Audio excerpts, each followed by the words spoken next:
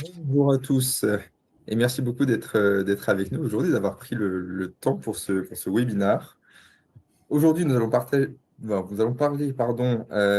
d'un sujet qui vous touche directement dans votre quotidien en tant que directeur de la consolidation ou directeur financier, l'intelligence artificielle et plus précisément comment elle transforme le cycle de clôture du groupe.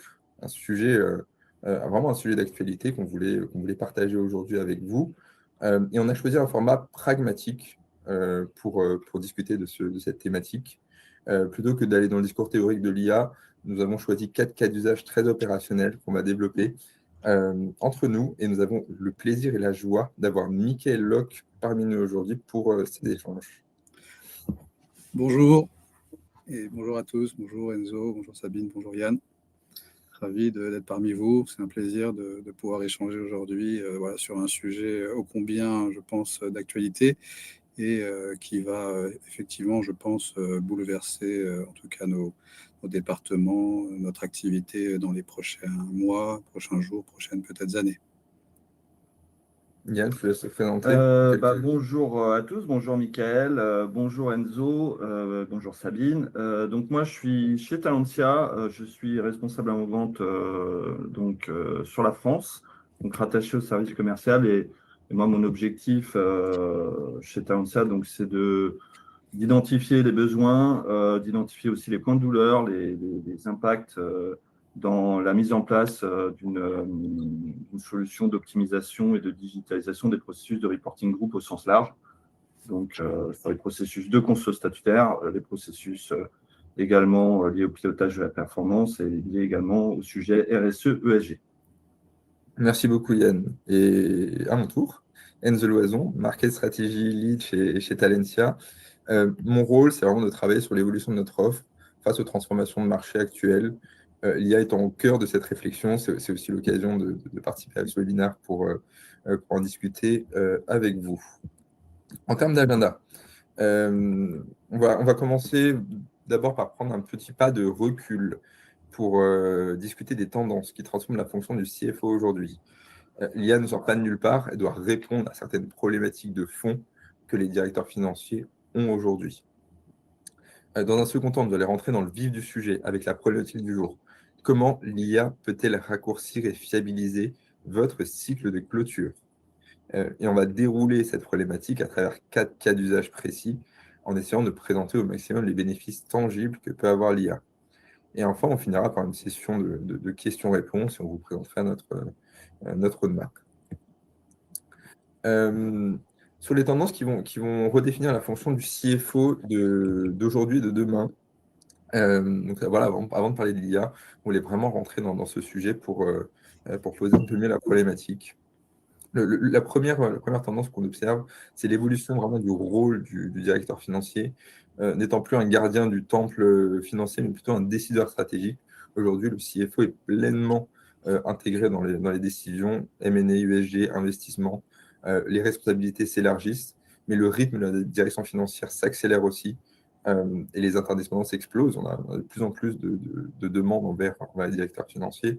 Donc, c'est vraiment avec ce nouveau rôle que toute la direction financière a besoin de plus d'agilité, plus de vélocité et d'avoir les bons outils pour opérer. Le deuxième élément, c'est vraiment la rupture technologique qu'on a pu observer ces dernières années. La donnée, la data, c'est le nouvel actif de la direction financière. Déjà des entreprises, parce que c'est aujourd'hui hyper important de maîtriser et d'utiliser sa donnée à bon escient, mais le directeur financier concentre énormément de données dans cette configuration. Qui dit nouvel actif dit aussi modernisation nécessaire du paysage applicatif. C'est plus une option, mais une obligation d'avoir des outils modernes pour piloter correctement l'ensemble de la donnée nécessaire, surtout la faire parler, la rendre tangible et valorisable. Et enfin, l'IA, passé il y a quelques années du statut de promesse, aujourd'hui c'est vraiment un standard opérationnel. On ne peut pas en parler on ne peut pas omettre d'en parler dans la stratégie. Dans l'operating model finance, c'est vraiment pleinement intégré aujourd'hui dans votre manière d'opérer. Le troisième volet, la complexité des organisations. On le remarque également, il y a de plus en plus d'entités légales, elles se démultiplient pour diverses raisons, fiscales en particulier. Les organisations se complexifient, ça devient très matriciel, y compris sur les différents niveaux d'entreprise. Les entreprises par beaucoup de croissance exogène, expansion LBO, M&A parfois complexe. Les entreprises s'internationalisent, modèle économique parfois hybride. Et par-dessus tout ça, il y a une pression réglementaire qui s'intensifie avec la CSRD, Pilar 2, CBCR. Donc le directeur financier a vraiment aujourd'hui besoin d'une certaine agilité dans les opérations et d'encourager la collaboration entre la finance et le métier. Dernier élément qui est aussi pleinement d'actualité, c'est la pression sur l'environnement économique. Cette incertitude qui est vraiment au cœur des décisions, l'inflation, taux de pénurie, pression douanière, la pression sur les coûts s'accentue. Ça se répercute vraiment sur les directions financières dans les décisions stratégiques, mais aussi à travers le coût de la fonction finance, qui est aujourd'hui au cœur des axes prioritaires pour les entreprises. On met la pression sur les coûts, les directeurs financiers doivent faire plus avec moins. Aujourd'hui, à titre de chiffres, fut un temps, on était aux alentours de 2% du chiffre d'affaires. Aujourd'hui, les standards deviennent à 1% du chiffre d'affaires pour les coûts de la fonction finance. Donc voilà, il y a vraiment une pression sur ces coûts et c'est important de l'avoir en tête. Michael, est-ce que vous avez des réactions par rapport à ces tendances? Comment vous les ressentez dans votre quotidien? Alors, je dirais que plus que jamais, effectivement, la data aujourd'hui, c'est quelque chose de clé. C'est, je dirais même la pierre angulaire qui va soutenir la prise de décision, mais également notre capacité à délivrer. Donc, je mettrais, oui, effectivement, la data aujourd'hui reste reine et il y a énormément de data que l'on potentiellement pourrait davantage exploiter, qu'on exploite déjà au travers de notre solution Talentia notamment, et qu'on pourrait également imaginer organiser au travers de Talentia en développant potentiellement des nouvelles dimensions et d'autres informations. Donc oui, sur ces volets-là, je dirais que on se reconnaît, nous en tout cas, bien dans ce que vous avez présenté. Donc ces tendances ont vraiment un impact direct sur les cycles de clôture. Et c'est aujourd'hui l'objet du webinaire, c'est vraiment de traiter de ces problématiques et faire le lien entre les tendances et comment ça vous affecte vraiment au quotidien. Il y a une réelle pression sur les délais de clôture.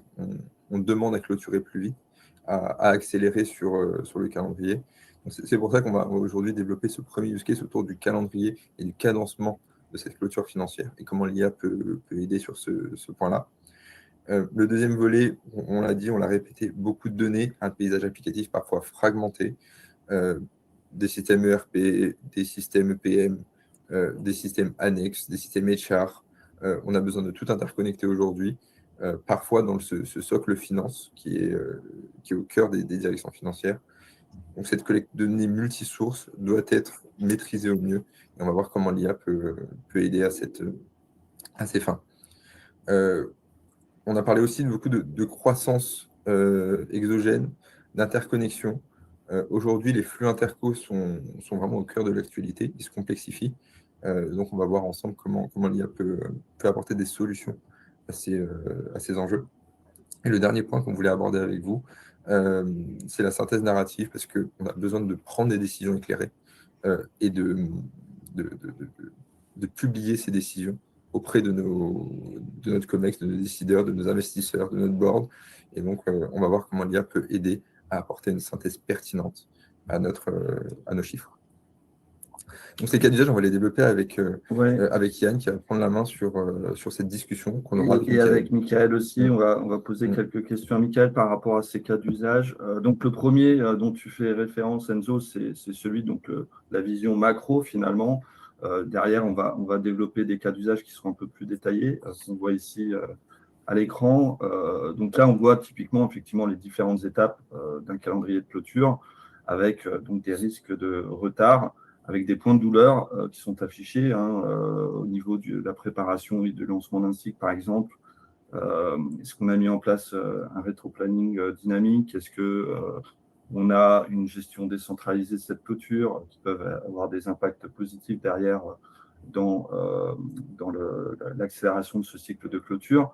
Au niveau de la collecte, on verra de manière plus détaillée après, mais on en parle, c'est d'avoir une donnée qui est structurée et avoir des remontées qui sont cadencées avec des notions de date d'échéance, et puis surtout avoir des notifications aussi pour répondre à cette orchestration et à ce rythme qu'on veut donner au cycle de clôture. Les intercos, comme le dit Enzo, se complexifient.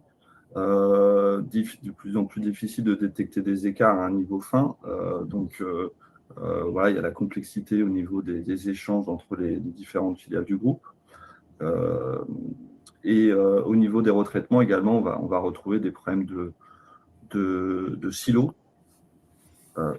Donc, on va également avoir des erreurs qui vont se propager. Donc, tous ces éléments vont faire qu'on a potentiellement des retards. On le voit ici. Et donc, peut-être, Michael, c'était de voir avec vous, déjà, vous aujourd'hui, comment vous orchestrez votre clôture aujourd'hui chez Valfidus. Deuxième point, c'est peut-être savoir concrètement au niveau des agents IA, de la modernisation du SI, qu'est-ce que vous voyez comme éléments qui vous ferait gagner du temps? Et si vous n'adoptez pas l'IA, quels pourraient être les impacts négatifs? Alors, chef d'orchestre, alors je vais rebondir sur chef d'orchestre. Alors, effectivement, je dirais que notre consolidation au sein de Valfidus est, on va dire, essentiellement la première partie du processus de consolidation, c'est de la collecte de données, sans laquelle nous ne pouvons effectivement pas pour le moment travailler ou retraiter. Donc notre processus de consolidation, je dirais, dans un périmètre d'un peu plus de 130 entités au travers de 12 pays et au travers d'une clôture mensuelle, semi-annuelle et annuelle, dans un périmètre où on avait commencé il y a quelque temps une démarche fast close, et en réfléchissant notamment aussi les dernières années par le passage en SaaS qu'on avait opéré pour nous permettre aussi d'avoir des fondamentaux qui soient un terroir qui nous permettent de actionner des leviers pour automatiser. On a aujourd'hui, je dirais, un processus qui est mensuel, bien cadencé, pour lequel on prend à peu près une vingtaine de jours. Donc le cycle en LuxGap, au travers de Talentia, la solution SaaS, qui nous permet également, au travers de nos différentes licences, et je pense qu'on a une quarantaine de contributeurs très décentralisés, de reporter déjà toute la collecte et le contrôle des données au travers des différentes business units. Et ensuite, par la suite, de nous permettre de commencer à travailler. Donc, on a un processus qui, aujourd'hui, je dirais, si je pouvais le décrire, très décentralisé, un peu, je pense, comme tous les groupes internationaux qui se développent. On est, je pense, on peut se décrire comme un ETI. Et donc, à quel niveau l'IA pourrait vous aider à accélérer, à améliorer encore une fois ce délai de clôture? Aujourd'hui, vous dites 7 à 20 jours. Comment vous pourriez justement gagner du temps et passer plus de temps derrière Alors, il y a effectivement trois éléments sur lesquels je pense, notamment sur la partie, je pense qu'il y a, si on devait donner un ratio, 60% du temps qui représente de la collecte. Donc, on a coordination collecte, là où potentiellement l'IA et l'automatisation sera meilleure que nous, humains. C'est sur la partie, je dirais, tâches répétitives. Donc, c'est réfléchir comment, au travers de notre calendrier de clôture, nous allons pouvoir automatiser des tâches répétitives sans valeur ajoutée et sans nécessairement avoir besoin d'une action humaine. Donc ça, finalement, c'est un peu le premier step de l'IA, les notions d'automatisation. Effectivement, on demande à faire le travail à la place de l'humain.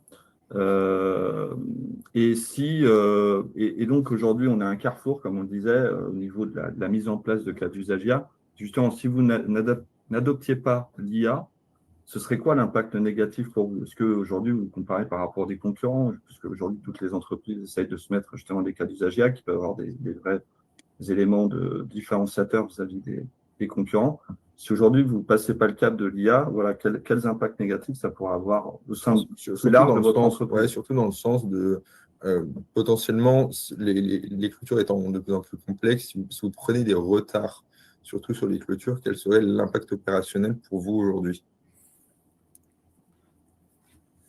Alors sur la partie IA, j'aurais tendance à dire on est dans un marché, c'est très cyclique, hein. Nous, on est paraconstruction, on est toujours, on va dire, aussi soumis aux fluctuations du marché. Donc, on est constamment obligé de s'adapter, être suffisamment agile. Et notre maxime, si je peux la mettre en avant, c'est driven by entrepreneurship. Donc, je dirais que la définition de l'entrepreneur, c'est d'être capable de constamment s'adapter à des problématiques. Donc, je dirais que l'IA, elle va nous permettre de s'adapter et de nous adapter encore plus vite et de pouvoir automatiser des sujets type réconciliation interco qui, selon nous, sont des tâches qui sont très chronophages, pour lesquelles nos équipes vont passer du temps à comprendre et à réconcilier sur des tâches qui, fondamentalement, aujourd'hui, ces tâches-là, nous sommes capables, avec des règles, de s'assurer que la réconciliation soit bien réalisée. Donc j'aurais tendance à dire que pour nous, oui, le retard, sans doute, ça va sécuriser davantage, mais également, ça va permettre aux équipes locales, aussi nous en centrale, de nous concentrer sur des tâches à plus forte valeur ajoutée. Là, c'est plus de temps à l'analyse qu'à la collecte et aux investigations éparses. Ok. Donc là, en fait, si on élargit un peu les idées sur les impacts négatifs que pourrait avoir effectivement la non-adoption de l'IA, ce serait potentiellement aussi la perte de confiance au niveau des investisseurs et d'un board. Hein. Ça peut être, si on extrapole, ça pourrait être aussi au niveau de la qualité de la donnée, des problématiques de qualité de la décision opérationnelle. On parlait aussi de la capacité à créer de l'analyse, de la publication. C'est donc des problématiques qu'il faut aussi prendre en compte, c'est d'avoir une qualité de cette consolidation qui sortent à la fin. Et donc, derrière, il y a quand même de la décision opérationnelle. Et également, au niveau des parties prenantes, des sujets de conformité, de risque d'audit. Donc, voilà, donc ça, c'est vraiment les thématiques qui sont importantes pour avoir une bonne orchestration du cycle de clôture. Et derrière, en quoi l'IA pourrait, encore une fois, améliorer ce cadencement. Et si je peux rebondir, je dirais qu'il y a deux éléments qui sont assez contradictoires, c'est qualité et vitesse, ou rapidité. Parce que l'exécution fait que nous sommes humains, fondamentalement, on va faire plus d'erreurs en allant vite. Et d'un autre côté, la qualité, là on vient de décrire, donc sécuriser.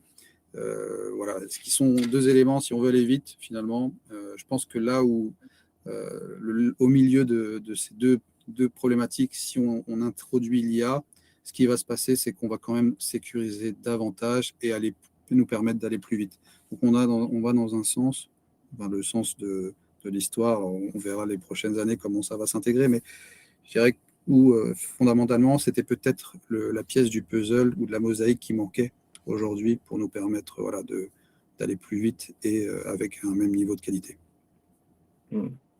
Voilà, dans les bénéfices, ce qu'on a essayé de regarder, dans vraiment la préparation, le lancement de la site de clôture, si on a un agent qui peut opérer pour le compte d'eux, permettrait de diffuser, synchroniser, anticiper cette préparation de la clôture pendant la collecte orchestrer les remontées, faire les relances aux différentes entités locales, avoir ce contrôle continu qui permet de sécuriser ces remontées. Dans cette phase de réconciliation d'interco qui prend aussi beaucoup de temps aux consolideurs aujourd'hui, l'IA permet de détecter, qualifier et proposer certaines résolutions pour les intercos. Et sur la partie retraitement et analyse, cet agent orchestrateur pourrait aussi améliorer la cadence de production en faisant des propositions et en faisant les bonnes relances pour être à l'heure sur la clôture. Et au final, on gagnerait du temps parce que moins de retard, du coup, plus de confiance de la part du top management, plus de temps pour prendre des décisions et in fine, des meilleures remontées dans nos chiffres. Si on passe au deuxième cas d'usage, Yann. Alors ouais, donc le deuxième cas d'usage, on en a déjà un petit peu parlé. Michael parlait de cette étape cruciale dans le cycle de clôture, donc c'est la collecte des données multisources. Donc il y a de plus en plus de complexité, comme le disait Michael également. Il y a des volontés d'élargir la data à un système VM-CPM, comme on utilise avec Talentia. Donc voilà, il y a des problématiques de sources éclatées, de formats qui sont hétérogènes, de référentiels qui sont divergents, de données manquantes, de problèmes de fiabilité également, avec des méthodes d'intégration qui peuvent être différentes entre les filiales. Et peut-être, Michael, pour rentrer un peu plus dans le détail, donc si on veut savoir effectivement ce qu'on attend d'un agent IA au-delà du côté des tâches répétitives, c'est peut-être au niveau aussi de la qualité de la donnée et donc de tout ce qui concerne les contrôles.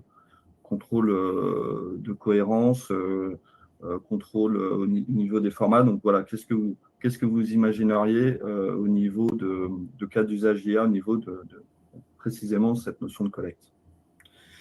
Alors, nous sommes le fruit de multiples acquisitions. Le groupe s'est développé au cours des dernières années. On l'a vu notamment par l'intermédiaire d'une acquisition majeure qui nous a amené au Luxembourg, l'acquisition d'Aluquet. Donc, en fait, je dirais que ça permettrait d'avoir des solutions assez plug and play, finalement. On acquiert une société, on a un agent qui va nous permettre de brancher finalement potentiellement des éléments, alors des ERP qui sont complètement différents et de nous remettre dans un standard identique rapidement. Donc ça, je pense que c'est un vecteur de développement et d'expansion pour nous, en tout cas, avoir cette capacité à organiser la collecte et d'être capable auprès d'une nouvelle direction financière de l'intégrer sans que ça soit effectivement un pain point. Ça serait vraiment pour nous un vecteur de succès. Okay. Et donc, déjà, effectivement, la base d'un agent IA, c'est de contrôler, d'alerter sur, bien sûr, les formats attendus. Donc, bien structurer le référentiel, normaliser les formats, aligner les référentiels, faire en sorte que, voilà, on ait les bons mappings, éventuellement demander aussi à l'IA de rajouter des éléments s'il y a des différences entre un compte local, enfin une balance locale et la balance groupe qui est nécessaire, de lui demander aussi d'organiser et de séquencer l'ensemble de ces imports, de manière encore une fois à rester dans ce cycle de clôture et d'avoir une synchronisation au niveau de toutes les filiales. De détecter les manques en temps réel également. Est-ce que toutes les filiales ont bien importé leurs informations? Est-ce qu'il y a des manques? On revient également à la réconciliation. Donc là, on fera également un focus sur ce sujet, mais voilà, c'est vraiment une étape clé dans la collecte et dans la capacité justement de réconcilier le plus en amont possible et diminuer le nombre d'écarts à investiguer derrière. Et aussi, un point qui est encore récurrent, c'est l'élimination des doublons et les incohérences, bien sûr, au niveau des données. Et donc, l'IA a cet avantage aussi, c'est d'avoir un historique et donc de voir aussi les anomalies, donc de détecter toutes ces anomalies au niveau de la collecte et donc le plus tôt possible de ce cycle. Encore une fois, les bénéfices sont très forts sur un agent qui va nous permettre de faciliter cette intégration.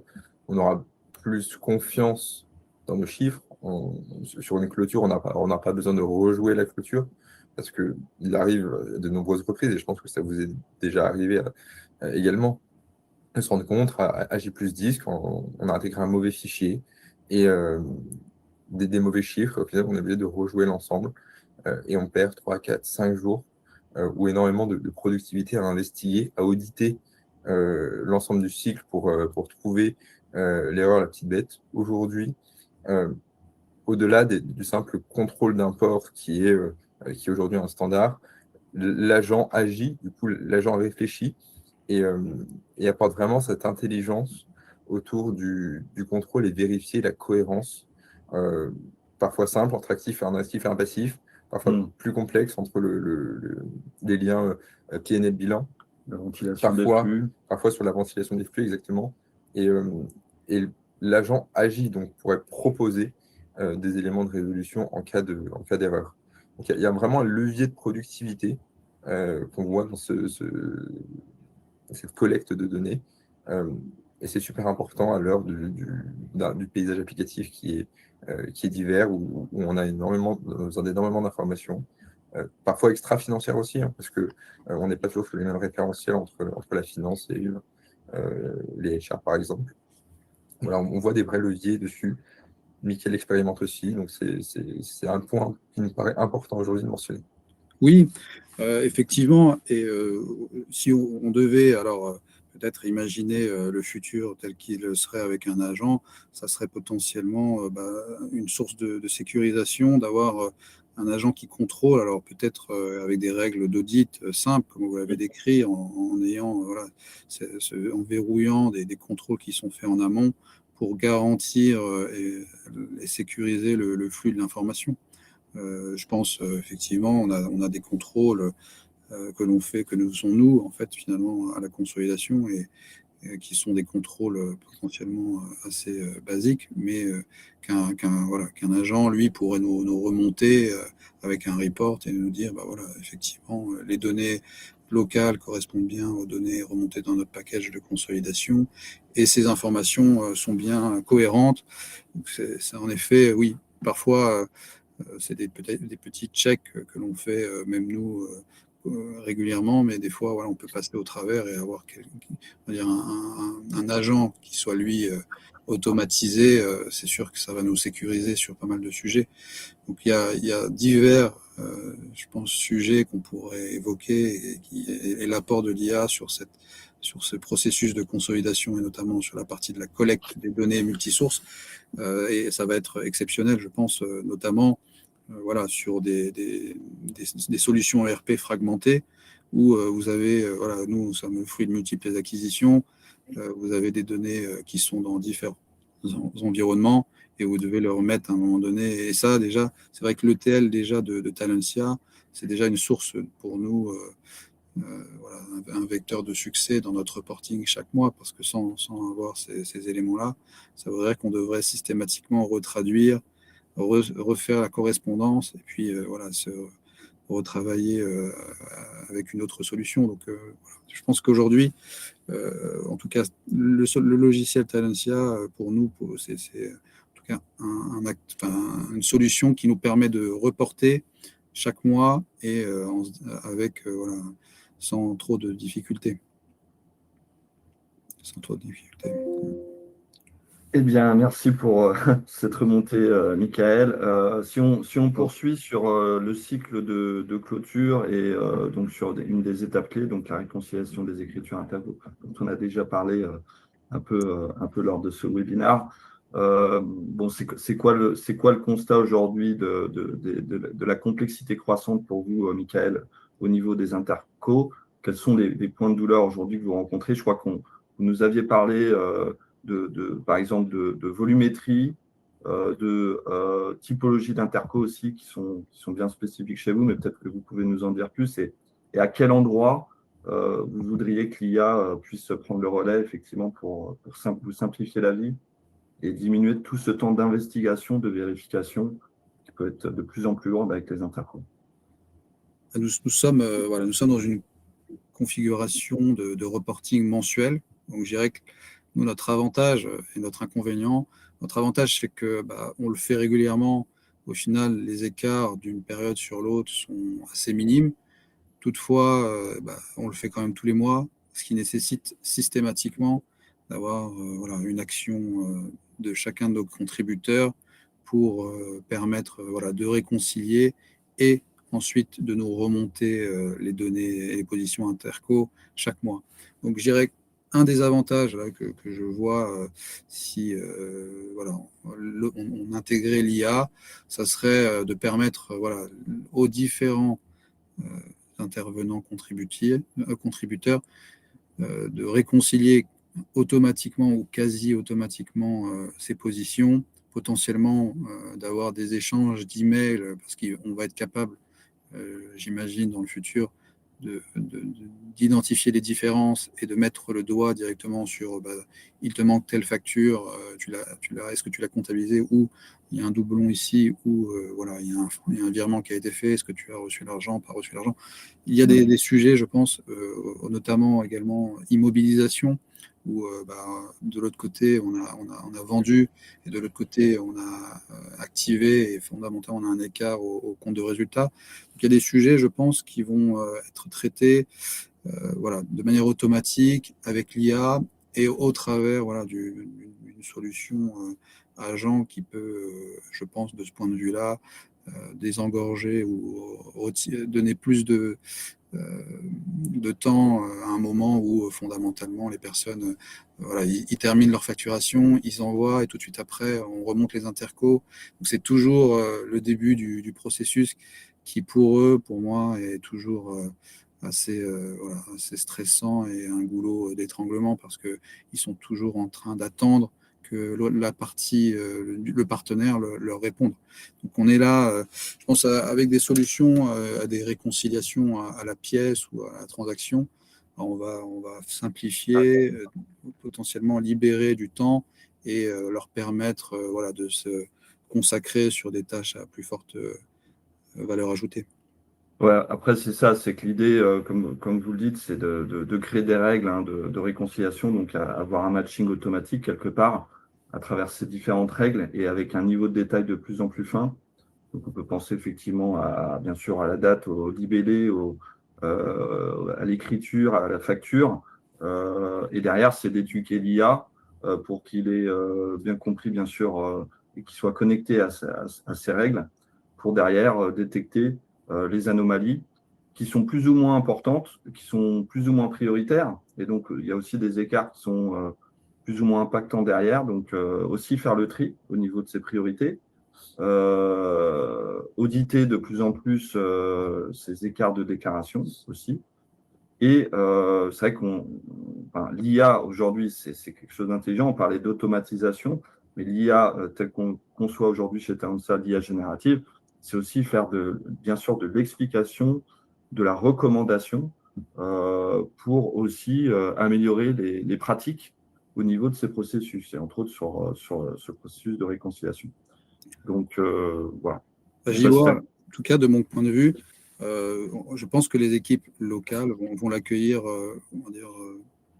assez favorablement, au sens où ça va leur apporter du confort dans leurs transactions et dans leur quotidien. Et souvent, on a souvent les discussions. Oui, il faut que je remonte mes intercos. C'est toujours des périodes qui sont assez stressantes et on le fait tous les mois. Donc, au final, on a l'avantage et l'inconvénient de le faire tous les mois, mais également le fait de le faire tous les mois, ça nous conduit à avoir une organisation où les personnes, à chaque début de mois, sont contraintes de rester, ne pas prendre de congé. Voyez, donc ça va, je pense, pour eux, leur permettre d'organiser leur travail peut-être différemment et de leur permettre d'avoir des sujets peut-être plus intéressants, parce que ça reste des tâches quand même très répétitives et qui nécessitent potentiellement pas forcément toujours l'action humaine.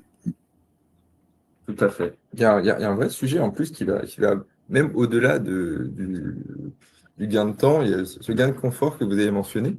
Et aujourd'hui, l'IA pour les entreprises va être aussi un vecteur de rétention des talents. Dans le sens où si aujourd'hui on arrive à déléguer les tâches qui sont à plus faible valeur ajoutée ou plus rédhibitoires qu'on a connues dans la finance, ça permet d'allouer plus de temps à l'analytique, de gagner en confort et du coup d'être plus attractif sur le marché. Et dans un marché où euh, c'est parfois difficile de trouver les bons talents, cette promesse de valeur, elle est aussi très importante pour les entreprises. Mm. Euh, sur la dernière, le dernier Bah, cas c'est la dernière étape du cycle de clôture, mais finalement, c'est cette étape, elle est induite de tout le reste, parce que si on accélère ce cycle de clôture, on a également, au niveau de la publication et la diffusion des analyses, on est plus serein et on a plus de temps au niveau de ces analyses. Mais il y a quand même cette étape d'organisation. Et on avait échangé en amont avec Michael aussi là-dessus. C'est la capacité à générer des commentaires, des explications sur des KPI au niveau en décentralisé, au niveau des filiales, au niveau des business units. Éventuellement, peut-être Michael, vous aviez fait une suggestion, c'est comment l'IA pourra générer également des commentaires directement à partir de ces variations de KPI. Mais en tout cas, voilà, l'idée, c'est d'améliorer cette remontée d'informations, de données narratives. Aujourd'hui, la fonction DAF, direction financière, n'est plus un publicateur de rapports uniquement, mais également, il faut du storytelling.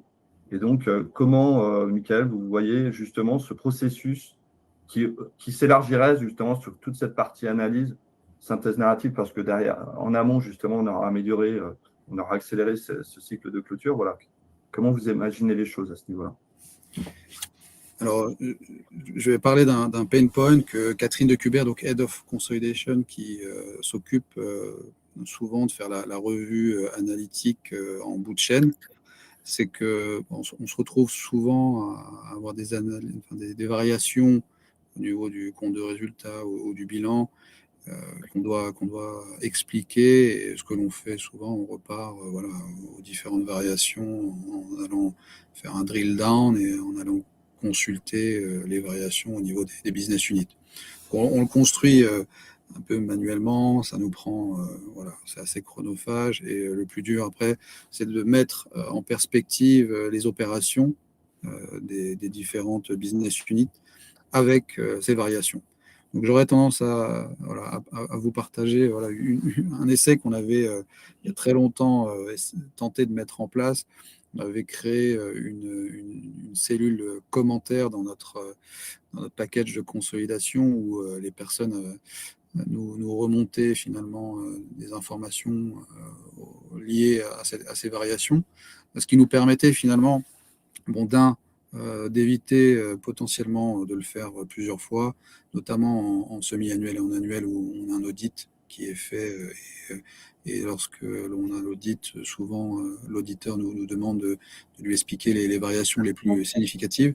Donc c'était dire, étant donné qu'on en a besoin tout à la fin, au fur et à mesure, c'était dire autant tout de suite et dès à présent collecter l'information. Et c'est vrai qu'on avait de notre côté tenter de le développer un peu, on va dire, in-house. Finalement, je pense que ça doit et ça sera un gain de temps et aussi une organisation différente qui nous permettra potentiellement avec l'IA d'améliorer et d'expliquer plus rapidement que ce que l'on faisait potentiellement avant manuellement. Ouais. Donc ça, effectivement, c'est un cas d'usage très concret aujourd'hui que chez Talentia, on a à cœur qu'on a mis en place de manière à vraiment stocker toutes ces données narratives le plus en amont possible, en décentralisé par les filiales ou les business units. Derrière, d'utiliser donc l'IA pour de manière intelligente sur l'historique des informations, mais bien sûr euh, homogénéiser l'ensemble des commentaires qui remontent des filiales pour définir bien sûr une tonalité, un style, un résumé plus ou moins long qui derrière va être publié en fonction aussi des parties prenantes. Vous parlez des auditeurs, ça peut être la direction générale. Donc le message est plus ou moins long aussi en fonction des personas. Donc voilà, donc derrière, cette analyse narrative, c'est vraiment ce passage de transformer les données en insights et d'avoir des meilleures communications finalement au niveau des parties prenantes dans le storytelling quand on doit prendre des décisions stratégiques pour l'entreprise. Parce qu'on le sait, la somme des commentaires locaux ne font pas le commentaire groupe. Et cette synthèse groupe, elle est parfois difficile à faire parce qu'on a beaucoup d'informations. Il y a aussi des commentaires qui s'annulent entre eux en fonction des différents business. Et du coup, pour créer cette synthèse, on a développé, parce que c'est un qualifiage qui est live aujourd'hui, l'analyse et la synthèse narrative dans l'application de Talentia CPM pour aider les directeurs de consolidation, les directeurs financiers à créer cette synthèse narrative pour le groupe à partir de toutes les informations locales qui sont collectées. Parfois aussi dans des langues différentes. C'est des cas d'usage qu'on a pu imaginer. Alors, on l'utilise, nous, également pour toute la partie budgétaire. Alors, ça peut aussi permettre pour un CFO de mettre en perspective à la fois le budget, mais également ce qui s'est réellement passé potentiellement. Et avec l'IA, voilà, avoir une synthèse. Là, on a tous une vie antérieure et on a tous on travaillé dans d'autres groupes avant. Je pense à des groupes cotés, listés, qui ont cet exercice régulier à faire. C'est en tout cas pour moi un vecteur d'accélération et également, je pense, qui va permettre d'aller plus rapidement dans le détail sans forcément avoir systématiquement demander ou redemander des informations. Donc c'est toujours bout de chaîne, être capable de décortiquer et l'avoir au fur et à mesure, si tant est que l'information est correctement renseignée. Je pense que ça permettra en tout cas de faire des bridges et des gaps et des explications assez pertinentes. En tout cas, merci beaucoup, Mickaël. Merci infiniment pour votre participation, pour votre témoignage et toutes ces informations super pertinentes qu'on a pu, sur lesquelles on a pu échanger. Si vous avez des questions, nous sommes preneurs et ravis d'y répondre. Oui, pour l'audience, là, si au niveau des auditeurs, vous avez des questions, n'hésitez pas. Et au-delà en attendant les premières questions, ce qu'on voulait vous mentionner aussi, on a aussi anticipé quelques éléments de réponse. Aujourd'hui, Talentia, nous, on a une réelle feuille de route autour de l'IA. On a des cas d'usage de Generative AI, le Smart Comment, qui est déjà live aujourd'hui dans notre application et inclus dans l'offre CPM. On a aussi développé un studio AI qui permet de créer ces agents et on vous mettra à disposition ces agents pour orchestrer votre clôture, pour vous remonter certaines analyses, pour améliorer vos processus de réconciliation des intercos. Donc c'est quelque chose sur lequel on travaille à partir de notre expertise consolidation, notre expertise finance. On développe des cas d'usage concrets pour répondre à vos problématiques au quotidien et permettre de gagner en productivité. Plutôt que de développer quelque chose de très théorique, on a vraiment à cœur de maintenir cette roadmap très concrète pour vous soutenir demain. Donc, c'est pas quelque chose qui est à l'horizon de 2-3 ans, mais un produit qu'on souhaite sortir à l'automne, donc avec un réel niveau de maturité aujourd'hui. On est en phase de bêta testing avec Mickaël en particulier. Donc, si vous voulez en savoir plus, n'hésitez pas à nous contacter. Donc, on sortira ces éléments très bientôt et on sera ravis de vous accueillir pour en discuter de manière plus longue ou développer certains cas d'usage, vous montrer la solution. Eh bien, on est parfait dans le timing, 10h15. Merci encore, merci à tous. On est vraiment à disposition de chacun d'entre vous pour répondre à toutes vos questions. Mickaël, merci encore pour votre témoignage, c'est très précieux pour nous et pour tous nos auditeurs aujourd'hui. Et on espère pouvoir échanger prochainement tous ensemble. Je vous en prie. Merci, Mickaël. Merci à vous. Merci à vous. Au revoir. Merci à bientôt.